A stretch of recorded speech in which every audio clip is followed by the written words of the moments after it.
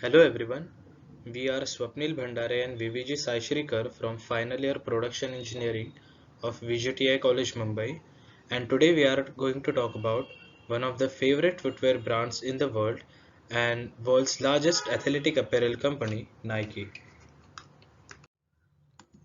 Today's agenda will be introduction to company, company's history and different types of analysis of company. So let's get an overview of what Nike actually does.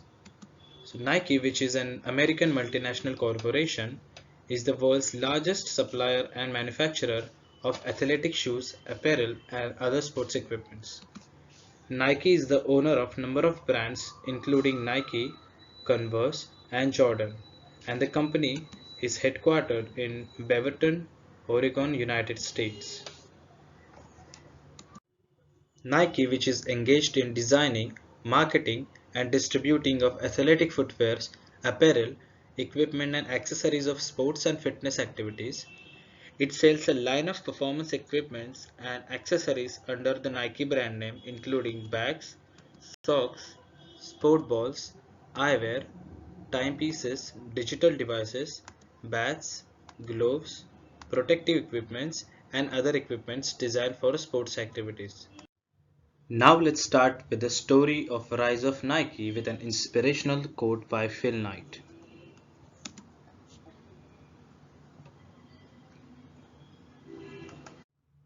Let's start with the company history.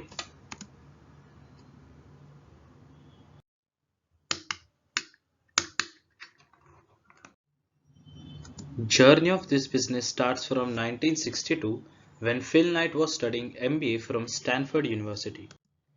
He was one of the athletes performing for Bill Bowerman, a track coach at University of Oregon at his team. Knight went to Onitsuka, a manufacturer of tiger shoes in Japan, to make a proposal to distribute running shoes. Knight took a shoe sample to Bowerman, hoping to sell, but instead Bowerman asked him to become a partner.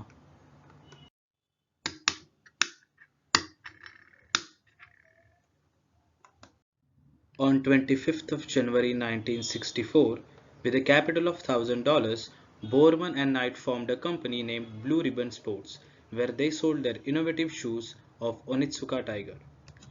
In first year, they sold 1,300 pairs of shoes, making $8,000 profit, and in next year, 1965, profits increased to $20,000. In 1966, Biarritz, that is Blue Ribbon Sports, opened their first store in California.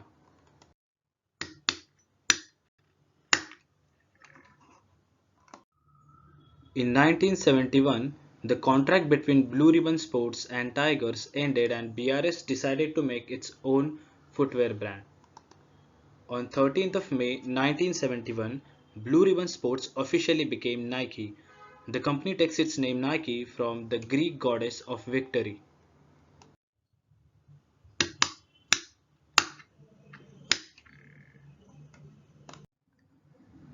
Around 1980, apart from footwear, many items like clothing, tracksuits were added to their business. When 1980 hit, Nike entered the stock market and became a publicly traded company. Even Phil Knight removed himself as the president and became CEO and chairman of the brand. In mid-80s, Nike slipped as the industry leader.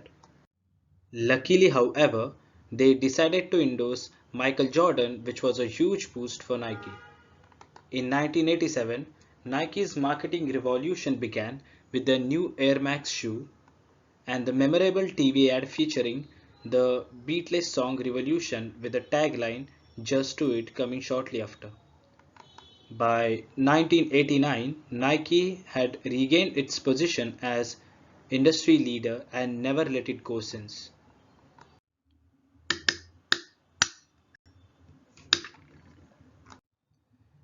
In 1990, Nike opened their headquarters in Oregon with soccer and golf being their desired sports to excel in. They signed some magnificent players later like Roger Federer, Rafael Nadal, Serena Williams, and Ronaldo. Also, Nike has been the official kit sponsor of the Indian cricket team since 2005. In 2001, a new shoe was introduced. This shoe went by the name of Nike Shox. This shoe combined more than 15 years of dedication and perseverance and landed them as a gold standard in the industry.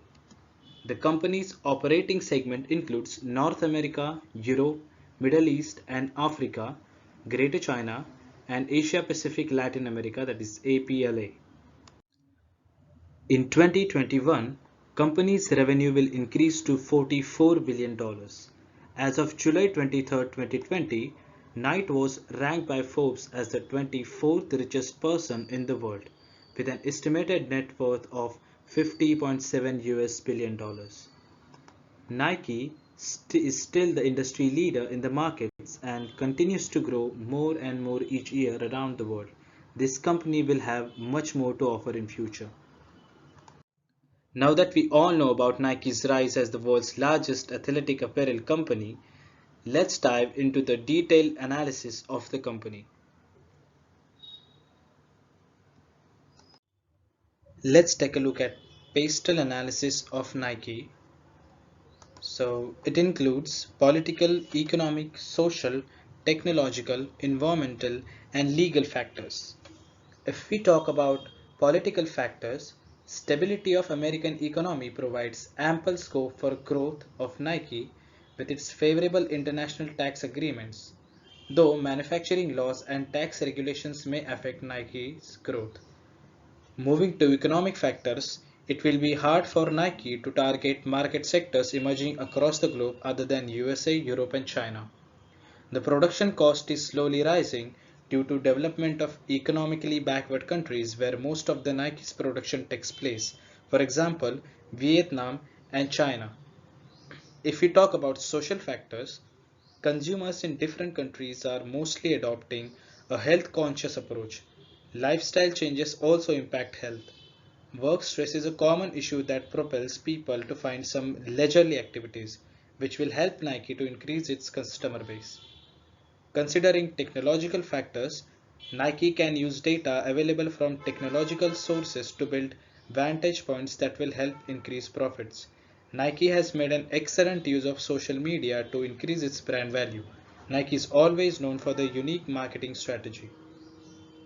In environmental factors, production of nature-friendly products and reaction of waste are promises made by Nike to curb environmental pollution.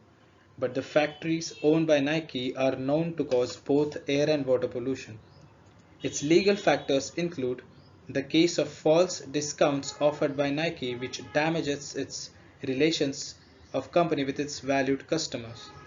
Tax evasion is another vital legal issue that the company should urgently rectify.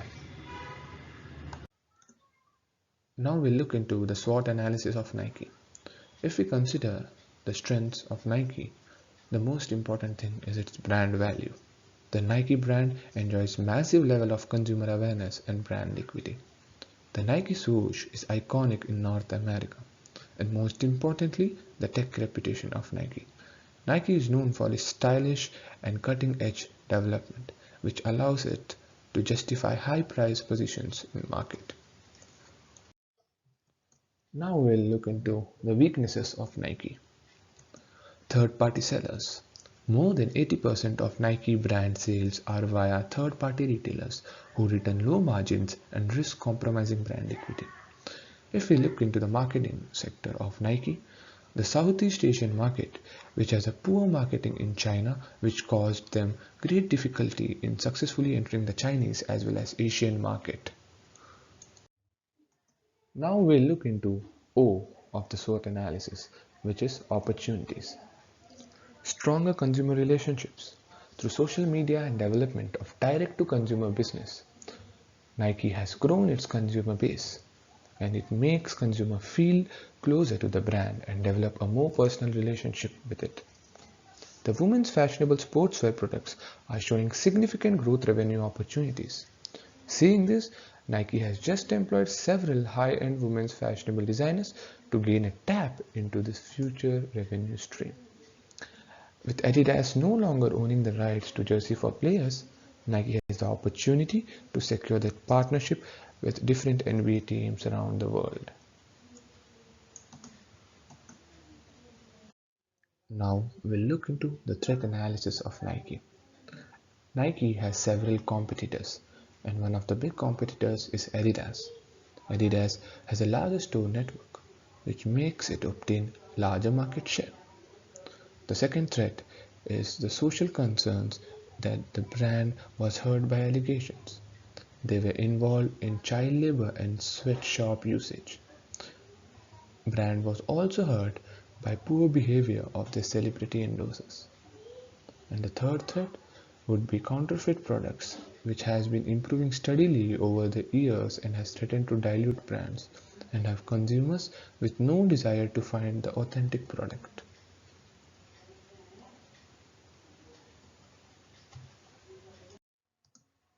Now we can look at Nike's revenue worldwide from 2005 to 2021. You can observe that from 2005 to 2021, Nike's revenue has gradually been increasing, and even in 2020, the revenue has not decreased much. This is because of the profit proposition that Nike follows, and because of the brilliant business model that Nike has designed, which makes it more consistent and more durable even during the pandemic.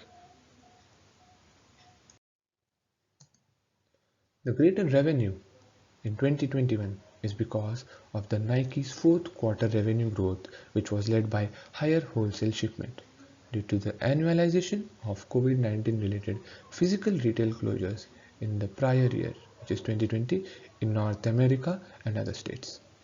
As physical retails reopened, Nike Brand Digital continued to deliver strong revenue growth of 41% versus prior year, which is 2020, and 147% compared to the fourth quarter of 2019. In 2021, revenues for the Nike brand were $42.3 billion, up 17% on a currency neutral basis, driven by growth across Nike Direct and Wholesale, double-digit growth across footwear and apparel, with growth led by sportswear and Jordan brand. On the right, we can see Nike's revenue worldwide from 2017 to 2021, and this is divided by region. You can observe that North America possesses greater amount of revenue. It gives greater amount of revenue for Nike than the Europe and Middle East Africa, and then the Greater China. We can figure out that Nike's more targeted customers are built and focused in North America, and then in Europe, Middle East and Africa, and then in Asian countries. Now we look into total Nike retail stores worldwide from 2009 to 2021. As of May 31, 2021, Nike operated a total of 1048 retail stores throughout the entire world, a slight decline from 1096 in 2020. And this is because Nike is transforming itself to be a more digitalized company. It is encouraging and promoting customers to buy its product online. Nike can also save its investment budget through reducing and removing stores offline. And through online mode, Nike can reach to more broader customer base and to more broader regions. And now we can take a look into the number of employees of Nike worldwide from 2009 to 2021. Here we can again observe the slight decline in the amount of employees in 2021 as compared to 2020. And again, the reason is digitalization of Nike. It is promoting more online mode shopping than offline mode shopping, and removing or terminating more employees and more offline stores. Analysis of Nike's business model.